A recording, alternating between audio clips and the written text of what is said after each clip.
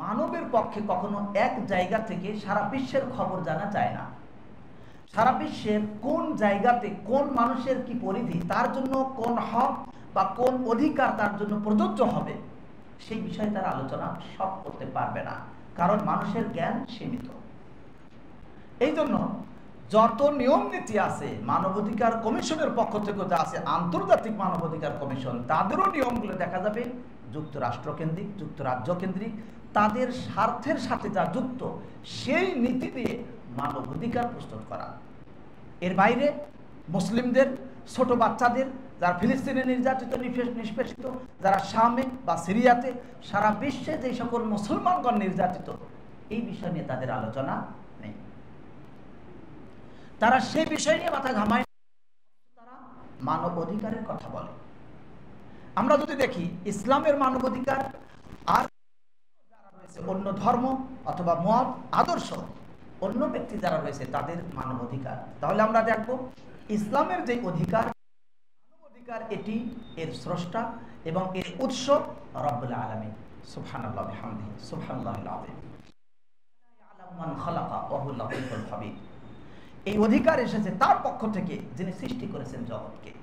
যিনি জগৎকে সৃষ্টি করেছেন তিনি জানেন এই জগতের চাহিদা কি, এই জগৎ কোনটা হলে তার জন্য, সেই অনুপাতে তিনি বিধান দিয়েছেন। আর এক মাখলুক আর এক মাখলুকের সবকিছু জানে না, অতএব কোনটা তাদের জন্য কল্যাণকর এটা সবার জন্য প্রযোজ্য এমন কোনো নিয়ম নীতি তৈরি করা সম্ভব নয়। তাই ইসলামের নীতি এটি শ্রেষ্ঠ।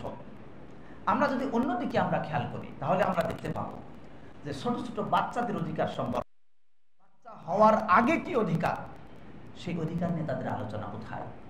মৃত্যুর পরে সন্তান আস্তে আস্তে বড় হবে, হওয়ার পর এক পর্যায়ে মারা যাবে, মারা যাওয়ার পর কি অধিকার, সেই বিষয়ে তাদের আলোচনা নেই। কিন্তু ইসলাম অত্যন্ত সুশৃঙ্খলভাবে এর অধিকারগুলো বন্টন করেছে এবং বিস্তারিত আলোচনা করেছে। তাই আমাদের মুসলিমদের উচিত হলো যে আমরা যেন ইসলামে মানুষের, শুধু মানুষ না, জন্তু, জানোয়ার, যে কোনো প্রাণী, পশু, এমনকি জড় পদার্থ, সব বিষয়ে আল্লাহ তাআলার অধিকারের কথা নবী সাল্লাল্লাহু আলাইহি ওয়াসাল্লাম বলেছেন। সব বিষয়ে আমরা হয়তো এখন আলোচনায় নিয়ে আসতে পারবো না। ইসলামের যে মানবাধিকার আছে সেই বিষয়গুলো আমাদের জানা এবং এইগুলো অন্যকে জানা, যাতে মানুষ জানে যে ইসলামে যে অধিকার দেওয়া আছে এটাই যথেষ্ট।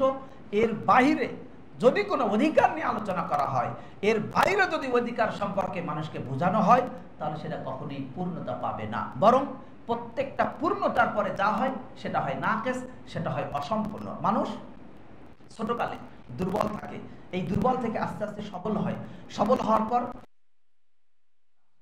এরপর যখন তার 40 বছর বা 45-50 এভাবে যখন আবার আস্তে আস্তে সে ডাউন খায়, সে নিচের দিকে আসে, তার আবার পরিপক্কতা থেকে স্বল্পতার দিকে, ত্রুটির দিকে চলে যায়। তাই কুল্লু মা বাদাল কামাল ফাহুয়া নাকিস, আরবিতে বলা হয়ে থাকে যে প্রত্যেক যেটা পূর্ণতার পরে যা বলা হয়ে থাকে সেটাই ঘাটতি। তাই আমাদের উচিত হলো যে আমরা এই বিষয়গুলো দাওয়াতের মাধ্যমে আমরা যেন অন্যকে জানিয়ে দিই, সকলেই যেন এই বিষয়গুলো জানতে পারি। আল্লাহ রাব্বুল আলামিন নিজেই এই নির্দেশ দিয়েছেন। তিনি বলেন, ওয়াতাকুম মিনকুম উম্মাহ ইয়াদউনা ইলা খায়র ওয়া ইয়া'মুরুনা বিল মা'রুফ ওয়া ইয়ানহাউনা আনিল মুনকার ওয়া উলাইকা হুমুল মুফলিহুন। তোমাদের মাঝে একটি দল থাকা দরকার যারা কল্যাণের দিকে ডাকবে, সৌন্দর্যের দিকে ডাকবে, ইসলামের দিকে ডাকবে, ইসলামের ভালো মন্দ, ইসলামের বিধি বিধান যা আছে সবগুলোর দিকে ডাকবে, ভালো কাজের আদেশ করবে, অসৎ কাজ থেকে নিষেধ করবে, আর তারাই সফল কাম।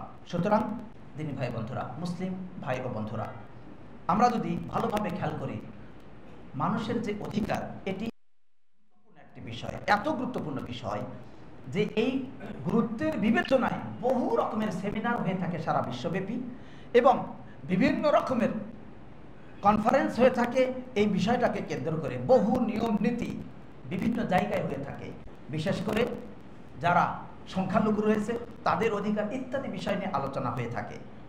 আর এই আলোচনার অন্যতম কারণ হলো যাতে করে সমাধান করা যায় যে এই সমস্যা যা আছে মানুষের অধিকার নিয়ে, সেগুলো যাতে সুন্দর পরিধি, সুন্দরভাবে যেন একটু সলিউশন বা সমাধান চলে আসে।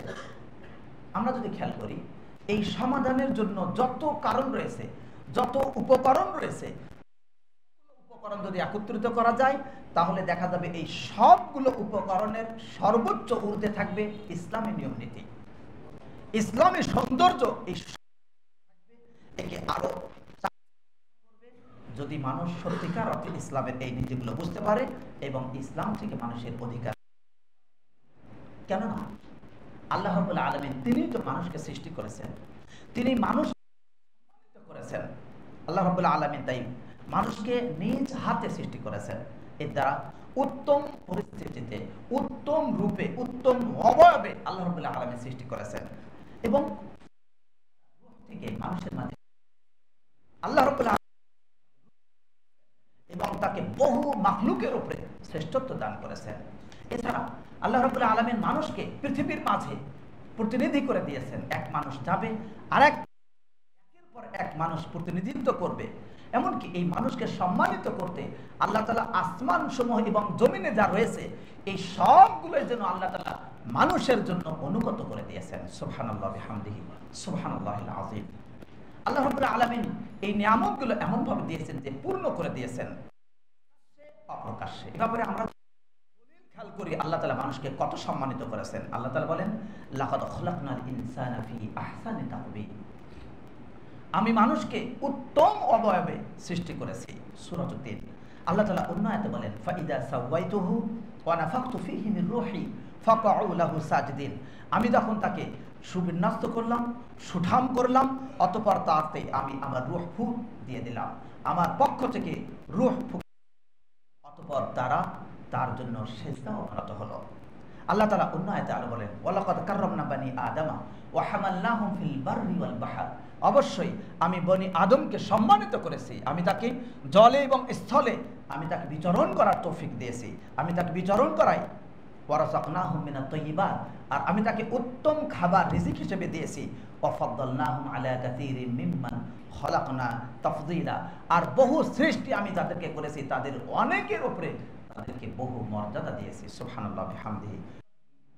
কিছুটা খেয়াল করি যে মানব অধিকার ইসলামে কোথায় থেকে শুরু হয়, তাহলে আমরা খেয়াল করব সিরিয়ালভাবে, ধারাবাহিকভাবে যদি দেখি, সন্তান যখন ভূমিষ্ঠ হয়, সন্তান ভূমিষ্ঠ হওয়ার আগের থেকে ইসলাম ওই সন্তানের অধিকারের জন্য ব্যবস্থা নিয়েছে। বলি সুবহানাল্লাহ। এই জন্য এটা আমরা স্পষ্ট রূপে বুঝতে পারবো যে ইসলাম সন্তান যেন সুন্দর হয়, সন্তান যেন চরিত্রবান হয়, সন্তান যেন ভালো হয়, দিনদার হয়, এই জন্য আল্লাহ রাব্বুল আলামিন ব্যবস্থা দিয়েছেন যে বিবাহের সময় উত্তম স্ত্রী গ্রহণ করা। সুবহানাল্লাহ। সৎ স্ত্রী গ্রহণ করতে হবে, যার বংশ হবে সুন্দর, যিনি মর্যাদাবান হবেন, এর চেয়েও গুরুত্বপূর্ণ যিনি দ্বীনী নারী হবেন। তাই আবু হুরায়রা থেকে বর্ণিত হাদিস, রাসূলুল্লাহ সাল্লাল্লাহু আলাইহি ওয়াসাল্লাম বলেছেন, নারীকে বিবাহ করা হয় চারটি কারণে: তার মালের কারণে, তার সম্ভ্রান্ত সম্মানের কারণে, তার সৌন্দর্যের কারণে, বংশের কারণে এবং তার দ্বীনের কারণে। অতএব ফাযফার বিযাতিদ দ্বীন, হে আবু হুরায়রা, তুমি দ্বীনদার নারীকে প্রাধান্য দাও। তারিবাত ইয়াদাকা, তোমার হাত ধুলায় দূষিত হোক। এটি মূলত হাত ধুলায় দূষিত হোক, এটি সাধারণত কোনো বদদোয়ার অর্থ হয়, কিন্তু এখানে রাসূলুল্লাহ সাল্লাল্লাহু আলাইহি ওয়াসাল্লাম মূলত এটিকে উৎসাহব্যঞ্জক বলেছেন, উৎসাহ দেওয়ার জন্য বলেছেন। তাছাড়া এখানে তিনি বর্ণনা করেছেন যে যারা দ্বীনকে প্রাধান্য দিবে তারা দুনিয়াতেও সফল হবে, আখিরাতেও সফল হবে। এই জন্য রাসূলুল্লাহ সাল্লাল্লাহু আলাইহি ওয়াসাল্লাম তাকে স্পষ্ট রূপে বলে দিলেন যে দেখো, মানুষের অভ্যাস, মানুষের স্বভাব হলো যে তারা এই বিষয়গুলো নিয়ে তারা এইগুলোকে আগে রাখে, সম্পত্তিকে আগে রাখে, বংশ সম্পর্ককে আগে রাখে, তারপরে তার সৌন্দর্যকে আগে রাখে, কিন্তু দ্বীনকে অনেকেই আগে রাখে না। এই জন্য শেষে বলা হলো, কেউ কেউ দ্বীনের জন্য বিবাহ করে, কিন্তু তুমি দ্বীনকে প্রাধান্য দিয়ে বিবাহ করবে।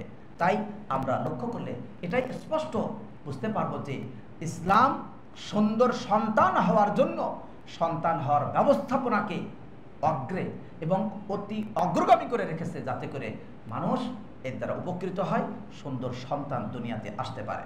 অতএব হে ওই ব্যক্তি যাকে দিক নির্দেশনা দেওয়া হচ্ছে, তুমি দ্বীনকে প্রাধান্য